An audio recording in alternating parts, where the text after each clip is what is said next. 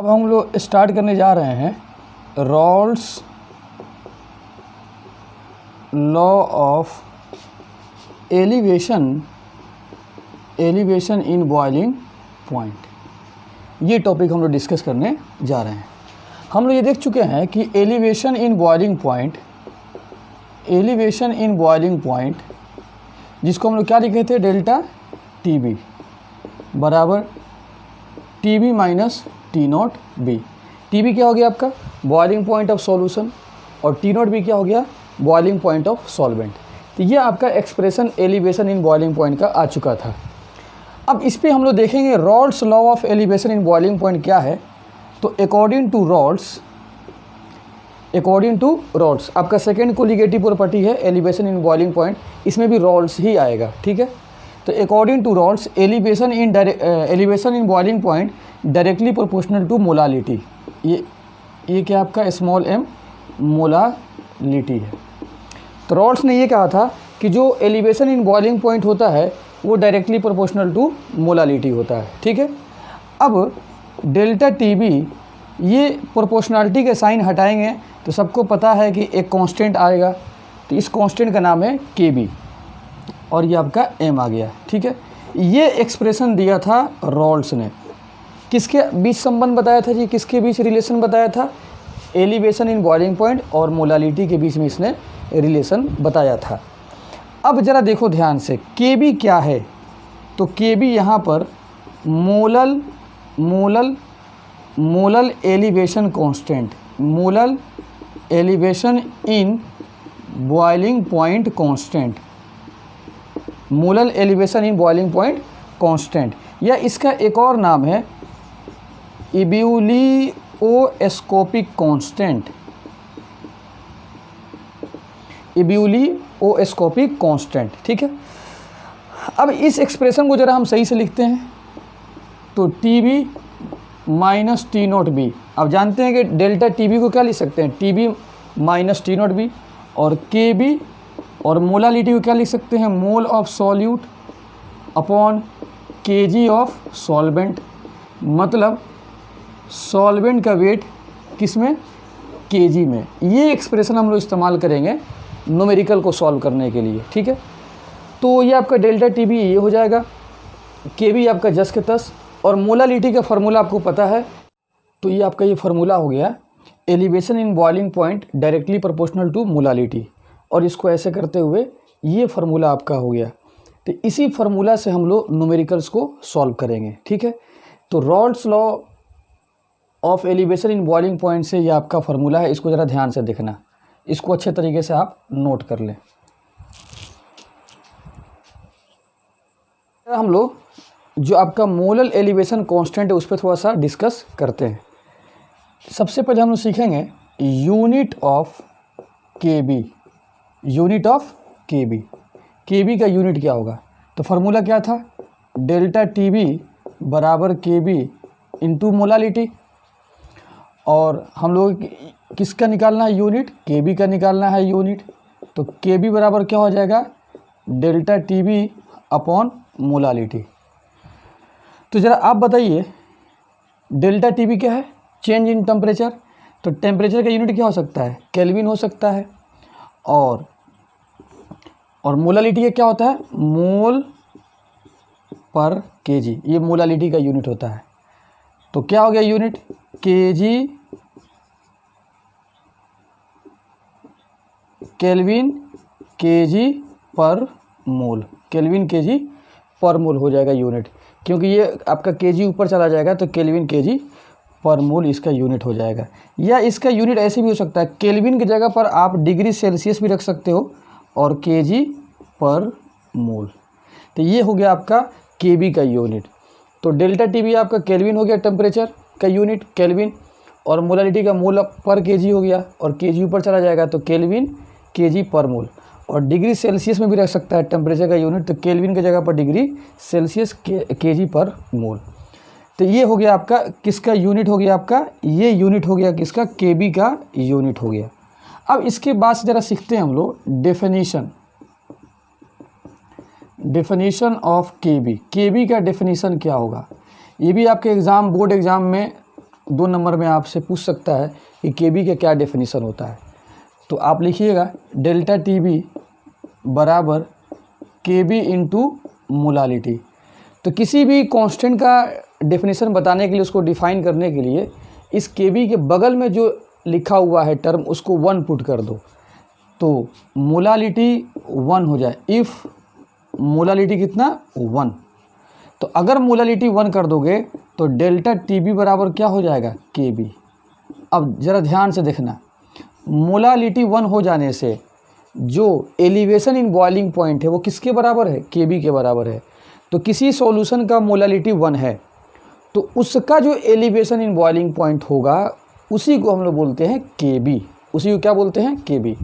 और मोलालिटी 1 का मतलब क्या हुआ कि 1 मोल सॉल्यूट डिजॉल्व हो रहा है 1 kg सॉल्वेंट में। तो इसको हम लोग कैसे डिफाइन करेंगे ज़रा देखना, व्हेन, ऐसे लिख लो, इंक्रीज इन बॉइलिंग पॉइंट, या इसी को हम लोग बोलते हैं elevation in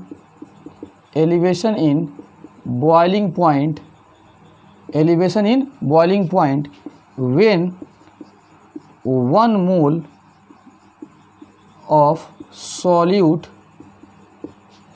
dissolve in 1 kg of solvent, 1 kg of solvent. तो आप जानते हैं कि सॉल्वेंट में जब आप नॉन वोलेटाइल सॉल्यूट को मिलाइएगा तो सॉल्यूशन बनेगा, उसका बॉइलिंग पॉइंट बढ़ जाता है, किसके कंपेयर में, प्योर सॉल्वेंट के कंपेयर में। तो जब हम 1 मोल सॉल्यूट को डिजॉल्व कराएंगे 1 kg सॉल्वेंट में, तो जो बॉइलिंग पॉइंट जितना से बढ़ेगा, जितना से बॉइलिंग पॉइंट बढ़ेगा, जितना से इंक्रीज करेगा, उसी को बोलते हैं एलिवेशन, उसी को हम लोग क्या बोलते हैं, Kb बोलते हैं। तो increase in boiling point, elevation in boiling point when 1 mole solute dissolve in 1 kg of solvent is called Kb। इसी को हम लोग क्या बोलते हैं, Kb बोलते हैं। ठीक है, इसको एक मरतबा मैं डायग्राम से समझाता हूँ, ज़रा इसको नोट कर लो।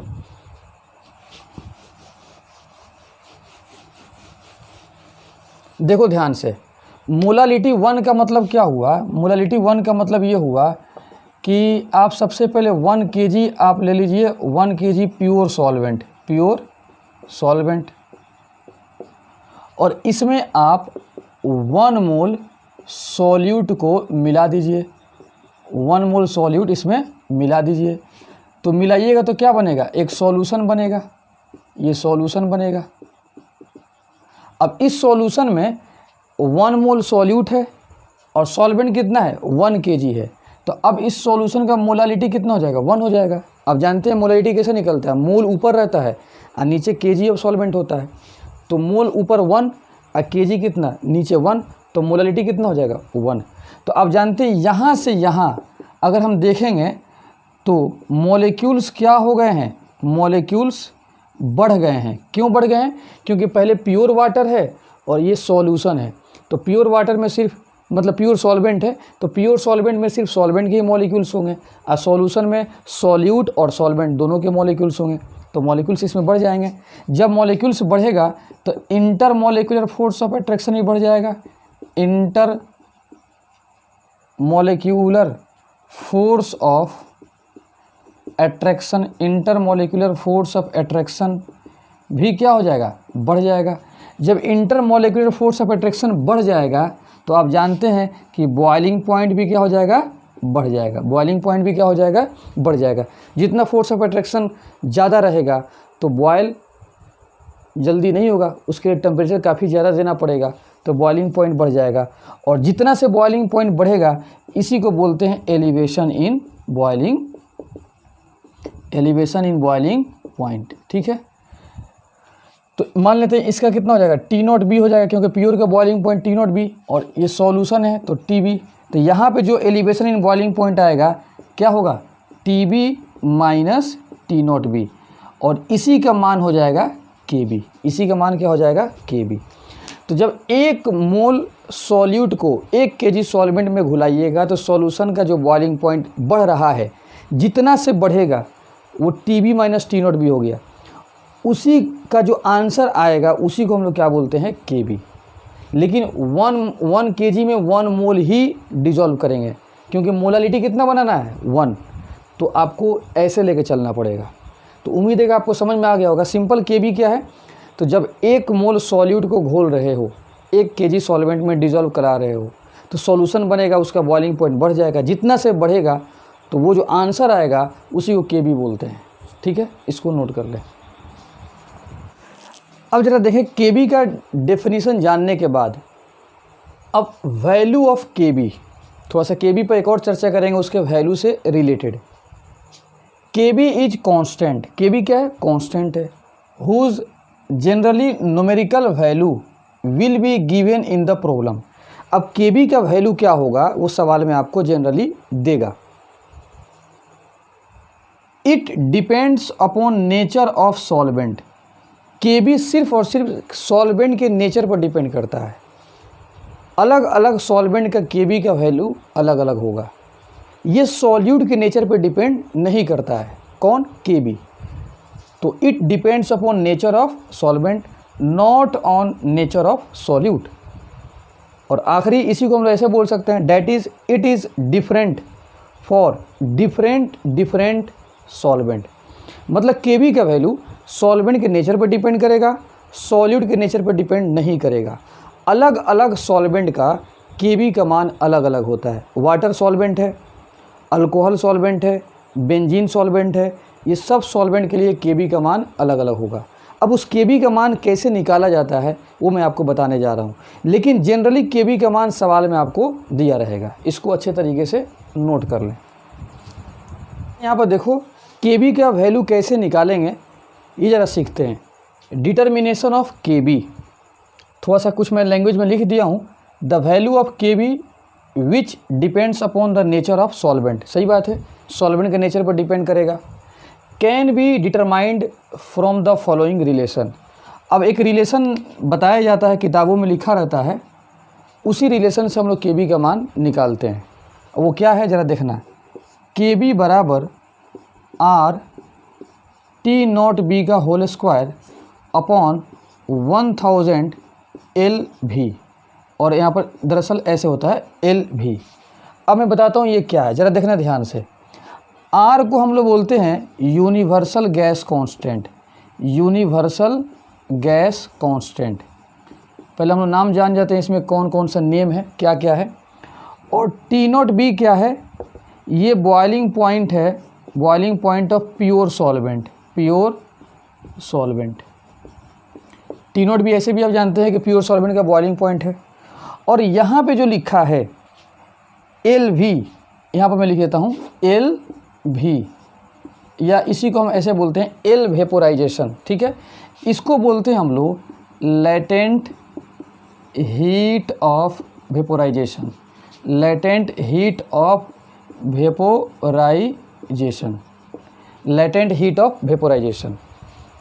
ठीक है, तो लेटेंट हीट ऑफ वेपोराइजेशन इसको बोलते हैं। और ये क्या है ज़रा इसका डेफिनेशन देख लो। ये क्या होता है, ये होता है amount of heat, amount of heat, amount of heat to vaporize, to vaporize, to vaporize 1 gram of solvent, 1 gram of solvent. L vaporization क्या होता है, लेटेंट हीट ऑफ वेपोराइजेशन होता है। और लेटेंट हीट ऑफ वेपोराइजेशन क्या है कि 1 ग्राम solvent ले लीजिए आप, और उसको वेपोराइज करने में जितना आपको हीट देना पड़ेगा उसी हीट को हम लोग क्या बोलते हैं, लेटेंट हीट ऑफ वेपोराइजेशन। क्यों, क्योंकि हम लोग सॉल्वेंट का केबी निकालते हैं, केबी सॉल्वेंट का ही होता है। तो एल वेपोराइजेशन भी किसका होगा, सॉल्वेंट का ही होगा। तो लेटेंट हीट ऑफ वेपोराइजेशन को क्या बोलते हैं, amount of heat to vaporize 1 gram of solvent. Solvent के 1 ग्राम को वेपोराइज करने के लिए जो अमाउंट ऑफ हीट दिया जाएगा उसी अमाउंट ऑफ हीट को हम लोग क्या बोलते हैं, लेटेंट हीट ऑफ वेपोराइजेशन। कोई दिक्कत? तो ये फार्मूला आपको दिमाग में रखना है। अब जरा देखना इसमें एक और टर्म आता है, वो टर्म क्या है मैं उसके बारे में यहाँ पर लिखता हूँ, पहले देख लेना। डेल्टा एच वेपोराइजेशन, एक और टर्म आएगा इसमें, थोड़ा सा इसको पहले देख लो। डेल्टा एच वेपोराइजेशन क्या है, इसको हम लोग बोलते हैं enthalpy of vaporisation, enthalpy of vaporisation बोलते हैं, एंथैल्पी ऑफ वेपोराइजेशन, या इसी को हम लोग बोलते हैं मोलर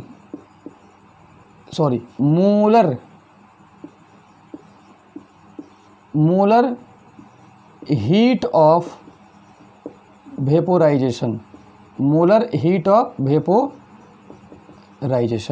तो एंथैल्पी ऑफ वेपोराइजेशन बोलो या मोलर हीट ऑफ वेपोराइजेशन बोलो, बात क्या है, बराबर है। तो एंथैल्पी ऑफ वेपोराइजेशन बोलो चाहे मोलर हीट ऑफ वेपोराइजेशन बोलो, बात क्या है, सेम है।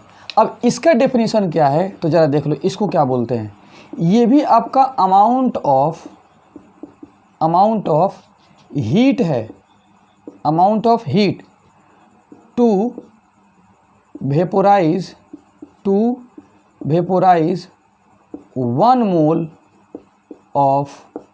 मोल of solvent, 1 mole of solvent. तो ज़रा देखो, ये भी आपका हीट ऑफ वेपोराइजेशन है और ये भी आपका हीट ऑफ वेपोराइजेशन है, बस यहाँ पर नाम दे दिया गया लेटेंट हीट ऑफ वेपोराइजेशन और यहाँ पर नाम क्या, मोलर हीट ऑफ वेपोराइजेशन। फ़र्क ये कि ये 1 ग्राम सॉल्वेंट को लेते हैं, उसको वेपोराइज करने में जो अमाउंट ऑफ हीट देते हैं उसको लेटेंट हीट ऑफ वेपोराइजेशन बोलते हैं, और डेल्टा एच वेपोराइजेशन मतलब एंथैल्पी ऑफ वेपोराइजेशन बोलो चाहे मोलर हीट ऑफ वेपोराइजेशन बोलो, बात सेम है। इसको क्या बोलते हैं, तो ये 1 मोल इसमें होता है, इसमें तो 1 ग्राम लेते हैं ना हम लोग, इसमें 1 मोल ऑफ सॉल्वेंट का 1 मोल लेंगे, उसको वेपोराइज करने में जो हीट लगेगा उसी हीट को हम लोग बोलते हैं एंथैल्पी ऑफ वेपोराइजेशन, या इसी को बोलते हैं molar heat of vaporization, molar. और इसका डेफिनेशन मैं लिख चुका हूँ, amount of heat to vaporize 1 mole of solvent. ये वो अमाउंट ऑफ हीट है कि सॉल्वेंट को वेपोराइज करने के लिए दिया जाता है, और सॉल्वेंट कितना, 1 मोल। तो इसका नाम हो जाता है मोलर हीट ऑफ वेपोराइजेशन और उसी को बोलते हैं एंथैल्पी हीट ऑफ वेपोराइजेशन। और दोनों में आपसी रिलेशन है, देखो क्या रिलेशन है, ज़रा देखना ध्यान से। डेल्टा एच वेपोराइजेशन को हम लोग लिख सकते हैं latent heat of vaporisation into molar mass, और मोलर मास किसका, सॉल्वेंट का, क्योंकि सॉल्वेंट का ही सब कुछ है यहाँ पर। तो ये बॉक्स जो मैं बनाया हूँ ज़रा देख लेना, हीट ऑफ वेपोराइजेशन है 1 मोल के लिए और लेटेंट हीट ऑफ वेपोराइजेशन है 1 ग्राम के लिए। समझो कि 1 ग्राम को तुमको बदलना है मोल में, तो हम क्या करेंगे, मोलर मास से उसमें अगर गुना कर देंगे तो आपको क्या मिल जाएगा, डेल्टा एच वेपोराइजेशन मिल जाएगा। आगे बात समझ में, तो इसको पहले अच्छे तरीके से नोट कर लें।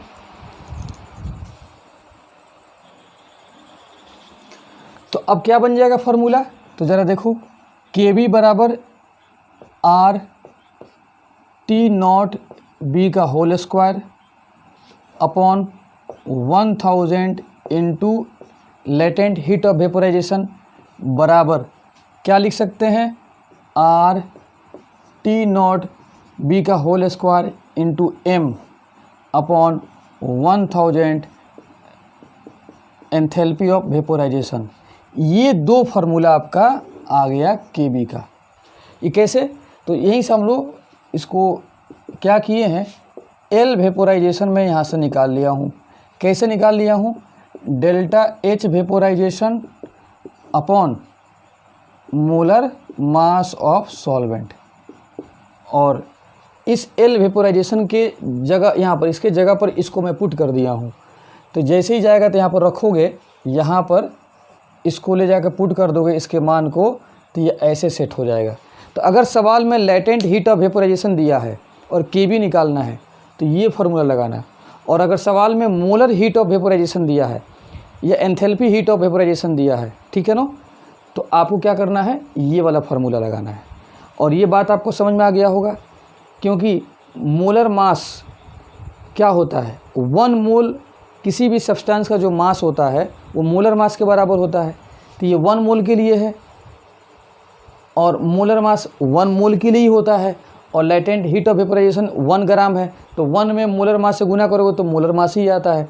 तो ऐसे ही आपका सेट हो गया है, ठीक है, और यहीं से आपको ऐसे करके रख दिया गया है। तो इसको पहले नोट कर लीजिए सही से पूरा। अब इस फॉर्मूला को तुम यूज कैसे करोगे ये आपको सिखाना है। देखो ध्यान से, अगर हम इसको देख लें ये वाला, तो ये आपका क्या है, ये आपका अमाउंट ऑफ हीट है 1 मोल के लिए, और ये भी आपका अमाउंट ऑफ हीट है ये 1 ग्राम के लिए। तो हीट का अगर देखा जाए यूनिट तो जूल होता है एसआई में, और इसका एक कैलोरी भी इस्तेमाल किया जाता है।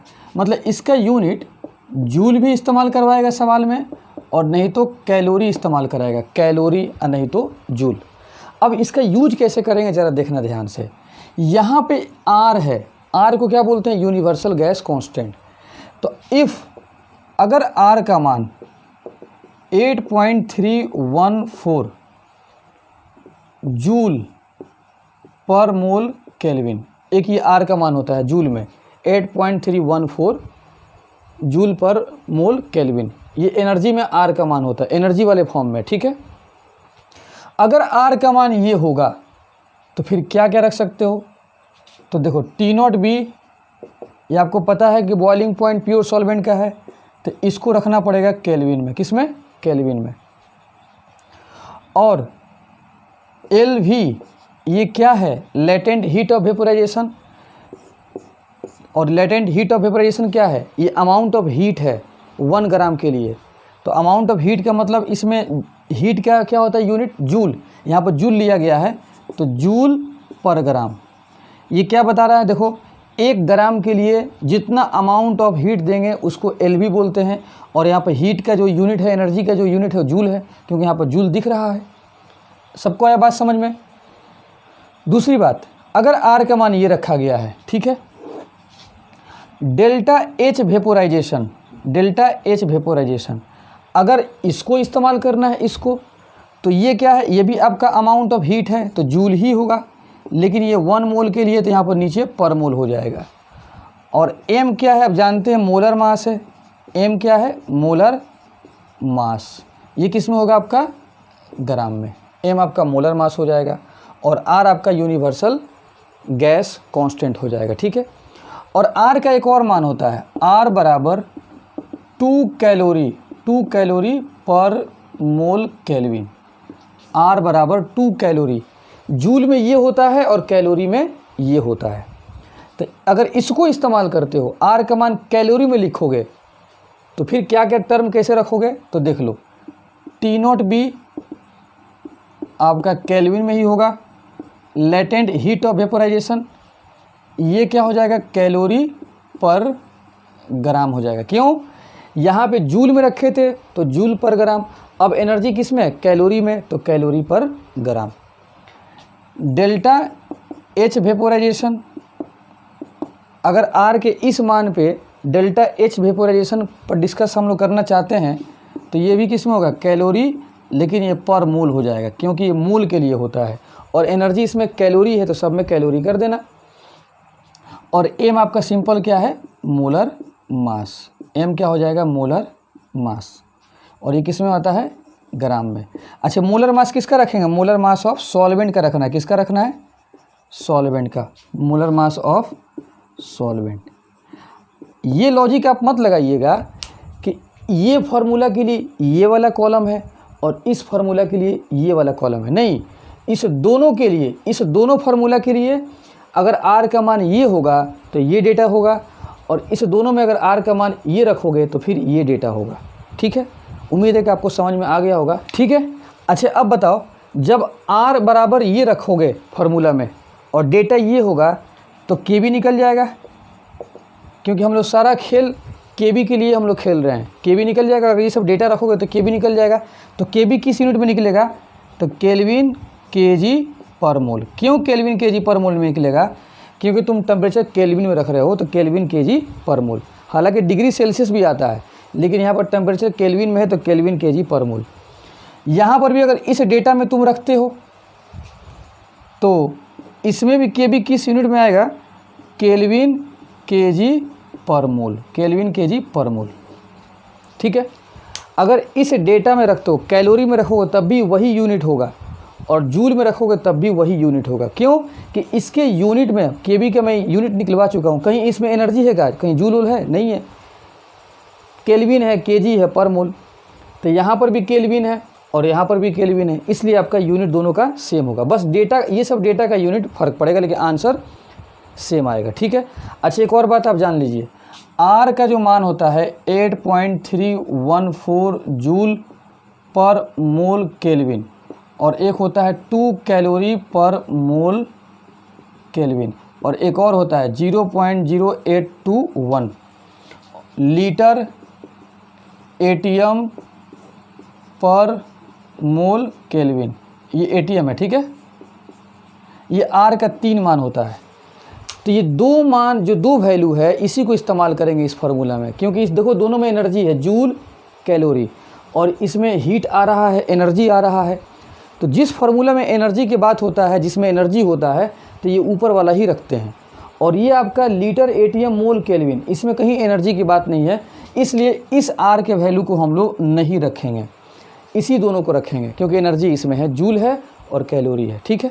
तो ये भी बात आपको समझ में आ गया होगा। अब इसको अच्छे तरीके से नोट कर लें। तो देखो ध्यान से, सबसे पहले केबी फॉर वाटर, वाटर के लिए केबी निकालना है, वाटर सॉल्वेंट है, केबी सॉल्वेंट के लिए निकलेगा, और उसका latent heat of vaporization LV 540 calorie per gram दिया है। आपको पता है कि एलवी क्या होता है, अमाउंट ऑफ हीट होता है पर ग्राम के लिए। तो अमाउंट ऑफ हीट का यूनिट किस में दिया है, कैलोरी, और ग्राम है, तो केबी निकालना है। तो एलवी होता है जो वाटर के लिए 540 कैलोरी पर ग्राम होता है, 540 calorie per gram water solvent के लिए होता है। तो हर एक सॉल्वेंट के लिए एलवी का वैल्यू निकाला गया है, एक्सपेरिमेंट करके सब निकाला गया है। वो आपको सवाल में देगा, वो आपको क्वेश्चन में देगा, और देने के बाद से आपसे केबी निकलवा लेगा। तो निकालिए केबी। तो बताइए, केबी का फार्मूला आपको तो बता चुका हूँ, 2 फार्मूला है केबी का। एक है क्या हो, आर टी नॉट बी का होल स्क्वायर 1000 एलवी, और एक आर टी नॉट बी का whole square m upon 1000 heat of enthalpy of vaporization. कौन सा, एलवी दिया है तो ये फार्मूला लगाएंगे, कौन सा, ये वाला लगाएंगे। तो के बी बराबर आर टी नॉट बी का होल स्क्वायर 1000 एलवी, ये वाला फार्मूला हम लोग लगाएंगे, क्योंकि एलवी दिया हुआ है। अब बताओ, एलवी का मान कितना दिया है क्वेश्चन में, एलवी का वैल्यू कितना दिया, 540 ग्राम। तो आर का वैल्यू क्या रखोगे, कैलोरी में है, तो आर का वैल्यू 2 कैलोरी पर मोल केल्विन, ये रखेंगे। आर का मान ये रखेंगे, ये आर का वैल्यू, क्योंकि ये कैलोरी में दिया है। अगर जूल में दिया होता एलवी तो फिर यहाँ पर 8.314 रखते हैं, ठीक है। अच्छा, एक और बात, टी नॉट बी क्या हो जाएगा, ये तो आपका बॉइलिंग पॉइंट है प्योर वाटर का, मतलब प्योर सॉल्वेंट का। तो यहाँ पर सॉल्वेंट क्या है, वाटर। तो बताओ T nought B pure water का बॉइलिंग पॉइंट कितना होता है, 100 डिग्री सेल्सियस, सबको पता है 100 डिग्री सेल्सियस, लेकिन केल्विन में रखा जाता है, मैं आपको बता चुका हूँ। तो 273 प्लस 100 इसमें जोड़ दीजिए तो कितना हो जाएगा, 373 केल्विन, ठीक है, 373 केल्विन आ गया। अब इसका वैल्यू पुट कर दीजिए, तो के बी बराबर आर का वैल्यू कितना है जी, 2 इंटू 273 केल्विन का होल स्क्वायर अपॉन 1000, और एलवी कितना दिया है, 540। जब आप इसको सॉल्व करेंगे तो 0.52 केल्विन केजी पर मोल आता है, 0.52 केल्विन केजी पर मोल आता है। इसको निकाला गया है। और तुम याद रखना कि जब भी वाटर सॉल्वेंट बोलेगा क्वेश्चन में, तो उसका केबी का वैल्यू कितना देगा, 0.52 केल्विन केजी पर मोल, वो दिया रहेगा सवाल में। अगर नहीं दिया रहेगा तो तुम डायरेक्ट इतना रख देना। तो वाटर सॉल्वेंट के लिए हमेशा के लिए, चाहे तुम इंडिया में निकालो, चाहे ऑस्ट्रेलिया में निकालो, चाहे दुबई में निकालो, कहीं भी निकालो, 0.52 केल्विन केजी पर मोल आएगा, ठीक है। तो ज़रा देख लो कैसे निकाला गया है, और कैलकुलेशन से डरना मत, वो निकाल के ऐसा रखा गया, 0.52 केल्विन केजी पर मोल आएगा, इसको नोट कर लें।